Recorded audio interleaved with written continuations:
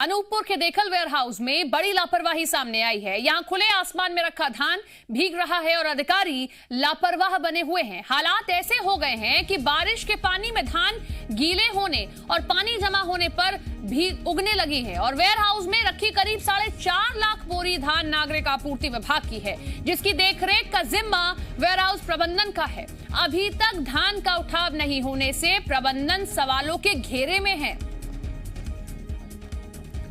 तो अनूपपुर से खबर आप देख रहे हैं, जहां पर वेयर हाउस में ये बड़ी लापरवाही देखने को मिल रही है। धान की बोरियां भीग रही हैं। आलम ये हो चला है कि यहां धान जो है अब गीली होने के बाद उगने तक लगी है, लेकिन अधिकारियों को कोई होश नहीं है। प्रशासन कोई खैर खबर नहीं ले रहा है। वेयर हाउस में रखी करीब 4.5 लाख बोरी धान नागरिक आपूर्ति विभाग की हैं, जिसकी देखरेख का जिम्मा वेयर हाउस प्रबंधन का है। अभी तक धान का उठाव नहीं होने से अब प्रबंधन पर सवाल खड़े होने लगे हैं। कुछ उपार्जन सीधे केंद्रों से नहीं उठ पाया। नीति का निर्णय और मिलर का रहा कि हमें उसका मिलिंग चार्ज ज़्यादा चाहिए, उस वजह से उठाव नहीं हो पाया। अभी जो तय हुआ है वो जल्दी उठाव होगा अक्टूबर तक इसका। सब जब तक उठाव होगा तब तक तो धान खराब हो चुकी होगी पूरी। धान रख रखाव उनका रहता है। नीचे के लेयर की खराब हो सकता है तो वो वेयर हाउस जवाबदार है अगर दी है तो, और पत्थर पर रखा है। खरगोन के 50 किसानों के खाते में 50 लाख रुपए ट्रांसफर कर दिए गए। बचे हुए बाकी किसानों को भी 3 दिन के अंदर पैसा मिल जाएगा। मामले में जी एमपी छत्तीसगढ़ से बात करते हुए कृषि मंत्री कमल पटेल ने कहा कि किसानों का भुगतान न होने के मामले में मंडी कर्मचारियों के खिलाफ भी कार्रवाई होगी। उन्होंने बताया कि 2 व्यापारियों में से एक को गिरफ्तार कर लिया गया है। व्यापारियों का लाइसेंस निरस्त कर दिया गया है। आपको बता दें कि खरगोन की सनावद मंडी में 192 किसानों का पैसा लेकर चना व्यापारी भाग गया था, जिसका संज्ञान लेते हुए कृषि मंत्री ने जांच के आदेश दिए थे, जिसके बाद व्यापारी के गोदाम में रखी 7200 बोरियों को जब्त कर लिया गया है, जिसकी कीमत करीब 3 करोड़ 17 लाख रुपए बताई जा रही है।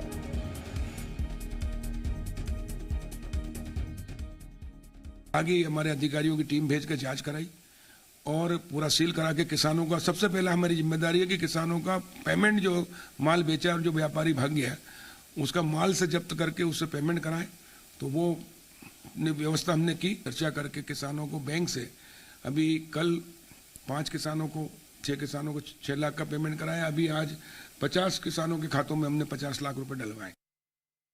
एक किसान को हम पेमेंट दिलवाएंगे और उसके खिलाफ एफआईआर भी कराई। एक व्यापारी को गिरफ्तार भी किया, उनके लाइसेंस निरस्त करने के आदेश दिए और मैंने जांच के भी आदेश दिए कि इसमें हमारे मंडी समिति के सचिव सहित जो भी जिम्मेदार अधिकारी कर्मचारी होंगे उनके जिम्मेदारी फिक्स की जाएगी। उनके खिलाफ अनुशासनात्मक कार्रवाई की जाएगी, दंडात्मक कार्रवाई की जाएगी, निलंबन की कार्रवाई भी की जाएगी, ताकि आइंदा किसी कर्मचारी अधिकारी की हिम्मत ना हो कि वो इस प्रकार की लापरवाही कर। मध्य प्रदेश में किसानों को आत्मनिर्भर बनाने की दिशा में शिवराज सरकार ने एक कदम और आगे बढ़ाया है। देश का ऐसा पहला राज्य एमपी होगा जहां किसानों के खेत की सुरक्षा के लिए चेन फेंसिंग योजना लागू की जाएगी। इसके तहत एक निश्चित इलाके में खेतों को फेंसिंग कर सुरक्षित कर लिया जाएगा। इसके लिए 20 विकास खंडों का चयन किया गया है, जहां 8,254 लाख के विकास कार्य किए जाएंगे। इससे 14,500 से अधिक उद्यानिकी कृषि परिवारों को लाभ मिलेगा।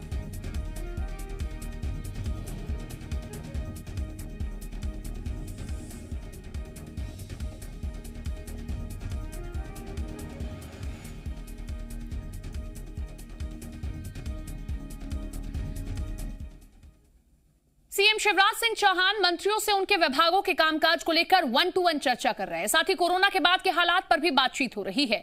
चिकित्सा शिक्षा मंत्री विश्वास सारंग से भी सीएम ने चर्चा की है। उसके बाद उन्होंने जानकारी देते हुए कहा कि प्रदेश में महिलाओं के लिए पिंक कैंपेन चलाया जाएगा। मेडिकल कॉलेजों के स्त्री एवं प्रसूति रोग विभाग में महिलाओं को होने वाली परेशानियों, एनीमिया, सर्वाइकल कैंसर, स्तन कैंसर और ओरल कैंसर समेत कई बीमारियों की स्क्रीनिंग की जाएगी। साथ ही रोकथाम और उपचार भी किया जाएगा। कोरोना की रोकथाम, पहले से तैयारियों और स्थानीय स्वास्थ्य समस्याओं और निराकरण के लिए स्टेट पब्लिक हेल्थ इंस्टीट्यूट की स्थापना की जाएगी। पब्लिक हेल्थ एंड एपिडेमियोलॉजी के विषय में सर्टिफिकेट, डिप्लोमा और मास्टर कोर्स शुरू कर उनके स्पेशलिस्ट तैयार किए जाएंगे। विश्वास सारंग ने कहा कि कोरोना की तीसरी लहर में मेडिकल कॉलेज में हर स्तर की व्यवस्था हो, इसके लेकर सीएम ने निर्देश दिए हैं। हेल्थ इंफ्रास्ट्रक्चर के लिए प्लानिंग की जा रही है।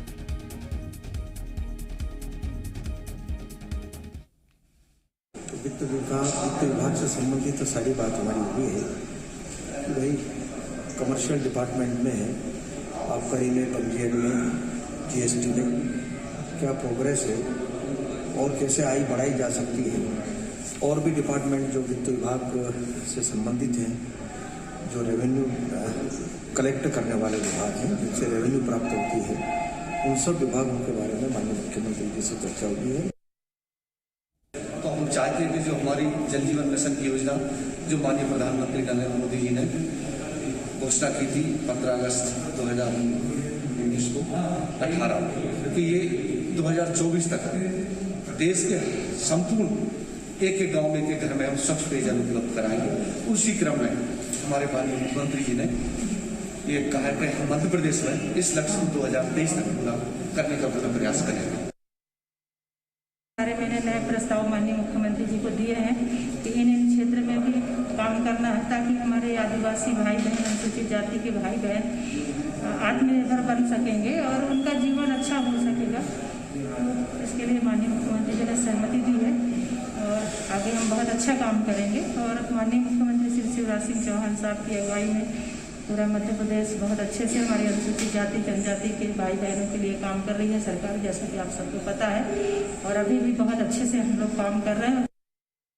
मध्य प्रदेश में चल रहे युवा शक्ति कोरोना मुक्ति अभियान के तहत सीएम शिवराज ने युवाओं को संबोधित किया है। अपने संबोधन में उन्होंने कहा कि हम सबको मिलकर एमपी में तीसरी लहर को आने से रोकना है। साथ ही उन्होंने कोरोना के डेल्टा प्लस वेरिएंट को लेकर भी सावधान रहने को कहा। सीएम ने कहा कि 21 जून से एमपी में महा वैक्सीनेशन अभियान शुरू किया जा रहा है। 21 जून को ही पूरे प्रदेश में 10 लाख लोगों को टीका लगाया जाएगा। इस महा टीकाकरण अभियान के लिए पूरे प्रदेश में 7,000 सेंटर्स बनाए गए हैं। सीएम शिवराज ने कहा कि एमपी में केवल कोरोना अभियान और कोरोना टेस्टिंग लगातार जारी रहेगी।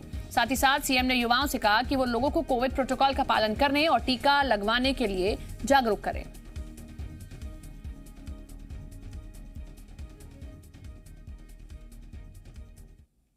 अगर ये छात्र शक्ति निकल पड़े तो कोरोना को पूरी तरह से समाप्त मध्य प्रदेश की धरती में हम कर देंगे, पूरी तरह से समाप्त कर देंगे। तो आपका एक काम, आप स्वयं कोविड प्रोटोकॉल का पालन करोगे और दूसरा काम, आप बाकी सबसे भी कोविड प्रोटोकॉल का पालन करवाओगे।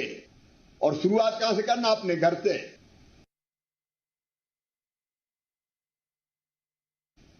सात 7,000 से ज्यादा हम वैक्सीनेशन सेंटर बनाएंगे। मैं चाहता हूं आप में से युवा निकले जो वैक्सीनेशन सेंटर पर खड़े हों, या अपने गांव में, जिस गांव से, जिस शहर के, जिस वार्ड से आप आते हो, हम लोगों को प्रेरित करें, घर घर जाओ और कहें कि वैक्सीन जरूर लगवाना, वैक्सीन ही सुरक्षा है। मध्य प्रदेश में ट्रांसफर की राह देख रहे सरकारी कर्मचारियों के लिए खुशखबरी है। एमपी में तबादलों पर लगा बैन हटा दिया गया है। 1 जुलाई से एमपी में सरकारी कर्मचारियों के लिए ट्रांसफर हो सकेंगे। 1 जुलाई से 31 जुलाई तक तबादले किए जाएंगे। सीएम शिवराज सिंह ने इसका ऐलान किया है। सीएम ने कहा कि प्रशासनिक आधार पर ट्रांसफर किए जाएंगे और इसके अलावा मानवीय संवेदनाओं को ध्यान में रखकर भी तबादले किए जाएंगे।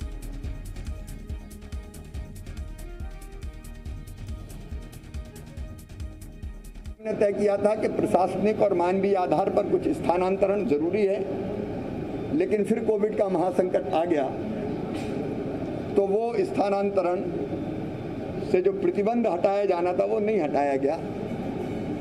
अब हमने तय किया कि 1 जुलाई से 31 जुलाई के बीच प्रशासनिक आधार पर या अत्यंत संवेदनशील मानवीय आधार पर स्थानांतरण किए जा सकेंगे।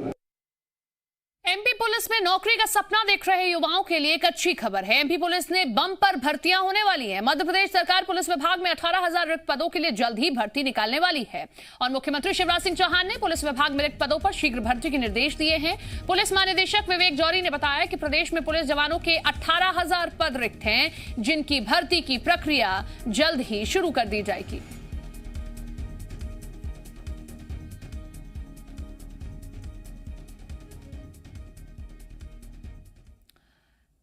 एमपी के करीब 800 चयनित शिक्षकों के रोजगार पर संकट बढ़ गया है। रिजेक्ट होने के बाद अलग अलग जिलों से आए अभ्यर्थी लोकल शिक्षक संचालय के बाहर अनिश्चितकालीन हड़ताल पर बैठ गए हैं। प्रदर्शनकारी संशोधन कर नियुक्ति के लिए योग्य किए जाने की मांग कर रहे हैं। मांग पूरी नहीं होने पर अभ्यर्थियों ने जहर खाने की चेतावनी दी है।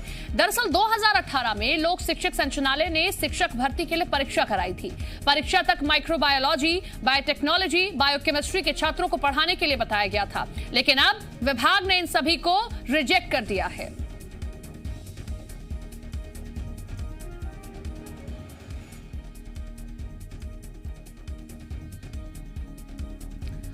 बलिदान दिवस के मौके पर बीजेपी और कांग्रेस ग्वालियर का नाम बदलने को लेकर अब एकजुट हो गए हैं। बीजेपी हर साल ग्वालियर का नाम बदलकर रानी लक्ष्मीबाई के नाम पर करने की मांग करती आ रही है। इस बार कांग्रेस ने भी बीजेपी की इस मांग को दोहराया है।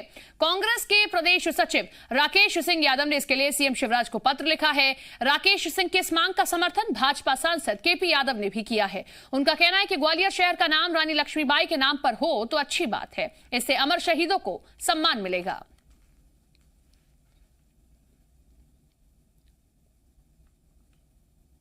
देखिए, पूरे मध्य प्रदेश की और ग्वालियर के नागरिकों की ये मांग है कि ग्वालियर का जो नाम है वो रानी लक्ष्मीबाई नगर किया जाना चाहिए, करना चाहिए घोषित। आपको बिल्कुल नहीं डरना चाहिए। मांग उठाई गई है, आप उसका निराकरण कीजिए, घोषित कीजिए। इतने शहरों के नाम बदले हैं। फैजाबाद को अयोध्या किया है, होशंगाबाद को नर्मदापुरम करा है, ग्वालियर को रानी लक्ष्मीबाई नगर की। देखिए, ये प्रजातंत्र है। अगर लोगों की ऐसी इच्छा है तो बिल्कुल करना चाहिए। अगर लोगों की भावनाएं हैं तो उनके अनुरूप सरकारों ने काम करना चाहिए और हमेशा ये होता है। आप भी चाहते हैं कि लक्ष्मीबाई के नाम? बिल्कुल, अगर ऐसे वीरांगना के नाम पे किसी शहर का नाम होता है तो बहुत ही अच्छी बात है। ग्वालियर चंबल अंचल में कोरोना की तीसरी लहर से निपटने के लिए केंद्रीय मंत्री नरेंद्र सिंह तोमर ने प्रशासन को मेडिकल उपकरण दिए, जिसमें oxygen concentrator, flowmeter, cylinder, portable x ray machine जैसे उपकरण शामिल हैं। इस मौके पर मीडिया से कई मुद्दों पर उन्होंने बात की। ग्वालियर का नाम रानी लक्ष्मीबाई के नाम पर करने की कांग्रेस की मांग को लेकर उन्होंने कहा कि कांग्रेस की यह मांग हास्यास्पद है। जैसे नेता वैसी कांग्रेस होती जा रही है। धारा 370 पर दिग्विजय सिंह के बयान को लेकर कहा कि कांग्रेस की सरकार आने की संभावना नहीं है और अगर सरकार आ भी गई तो धारा 370 दोबारा बहाल करना संभव नहीं है। कांग्रेस के इस प्रकार के वक्तव्यों पर सिर्फ हंसा ही जा सकता है। जैसा नेता उनका है वैसी ही कांग्रेस होती जा रही है। कांग्रेस के इस प्रकार के वक्तव्यों पर सिर्फ हंसा ही जा सकता है। जैसा नेता उनका है वैसी ही कांग्रेस होती जा रही है। महारानी लक्ष्मीबाई के बलिदान दिवस पर ग्वालियर में राजनीति देखने को मिली है। कांग्रेसी नेताओं ने लक्ष्मीबाई को श्रद्धांजलि दी। इस दौरान कांग्रेस विधायक सतीश सिकरवार ने कहा कि महारानी लक्ष्मीबाई किन परिस्थितियों और किन लोगों की वजह से शहीद हुई ये पूरा देश जानता है। इससे पूरा ग्वालियर शर्मसार हुआ था। कांग्रेस के बयान पर बीजेपी सांसद विवेक शेजवलकर ने कहा कि इतिहास को झुटलाया नहीं जा सकता, लेकिन बीती बातों को छोड़कर भविष्य के बारे में सोचना चाहिए।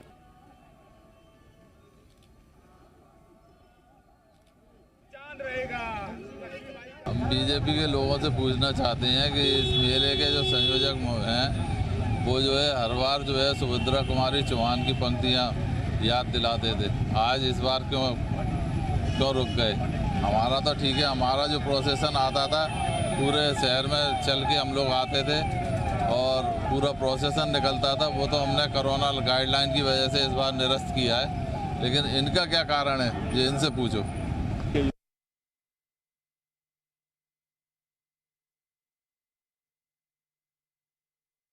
महारानी लक्ष्मीबाई को श्रद्धा सुमन अर्पित करने आए हैं। महारानी लक्ष्मीबाई ने जिस प्रकार अपनी शौर्य का और उदाहरण ग्वालियर नहीं बल्कि पूरे देश में दिया, और महारानी लक्ष्मीबाई को हमेशा लोग पूछते रहेंगे और हम सब की आदर और श्रद्धा का केंद्र है। और कांग्रेस पार्टी सदैव महारानी लक्ष्मीबाई को चरणों में श्रद्धा सुमन अर्पित करती है। इतिहास है, इतिहास को भुलाना नहीं चाहिए, उससे सबक लेना चाहिए, इतना ही कह सकता हूँ मैं। बाकी और किसी विवाद में पढ़ना ज़रूरी भी नहीं है। हम आगे देखें, आगे की सूद में बीते ताई बिसारी आगे की सूद में। खंडवा में लंबे वक्त से लोगों के घरों में गंदे पानी की सप्लाई हो रही है, जिसको लेकर आज लोगों का गुस्सा फूट पड़ा है। उन्होंने नगर निगम कार्यालय जाकर अधिकारियों को मटके में बेशर्म के पौधे लगाकर भेंट किए। आक्रोशित लोगों का कहना है कि 200 करोड़ की नर्मदा जल योजना के बावजूद उन्हें मिट्टी मिला पानी मिल रहा है और ध्यान देने वाला कोई नहीं है। गौरतलब है कि 10 साल पहले शहर के लोगों के शुद्ध पानी सप्लाई करने के लिए करीब 200 करोड़ की नर्मदा जल योजना की शुरुआत की गई थी, लेकिन जब से ये योजना शुरू हुई थी तभी से आए दिन पाइपलाइन फूटी पड़ी रहती थी, जिससे शहर में पानी की सप्लाई भी प्रभावित होती है और लोगों को मटमैला पानी भी मिल रहा है।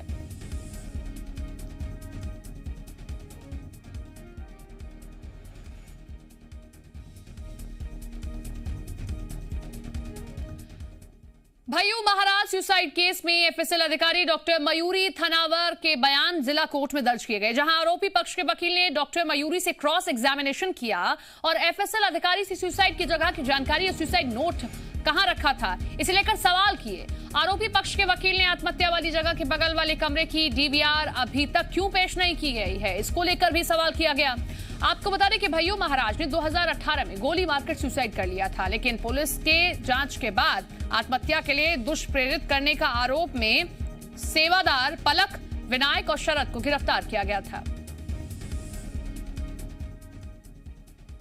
पूरे मामले में सुप्रीम कोर्ट के दिशा निर्देश का जो समय अवधि थी वो समाप्त हो चुकी है। उस समय अवधि को पार करने के बाद न्यायालय ने समय बढ़ाने के लिए आवेदन प्रस्तुत किया आगे। उसके अतिरिक्त हमने शरद का जमानत आवेदन उच्च न्यायालय में प्रस्तुत कर दिया है। कल उसमें सुनवाई थी, परंतु न्यायाधीश माननीय ऑनरेबल हाईकोर्ट की जो बेंच थी उसमें सुनवाई के लिए नंबर नहीं आ सका। संभवतः 21 या 22-23 में नंबर आने की संभावना है। जबलपुर में पुलिस ने एम्बुलेंस से 21 पेटी अंग्रेजी शराब बरामद की है। मुखबिर की सूचना पर पुलिस ने एम्बुलेंस को रोका तो एम्बुलेंस चालक कट मारते हुए वहां से भाग निकला, जिसके बाद अन्य थानों की पुलिस को भी सूचना दी गई। पुलिस की सख्ती को देखते हुए ड्राइवर गौड़ नदी के पुल पर एम्बुलेंस छोड़कर भाग निकला। फिलहाल शराब और एम्बुलेंस को जब्त कर लिया गया है और आरोपी ड्राइवर और एम्बुलेंस वाहन के मालिक की तलाश की जा रही है।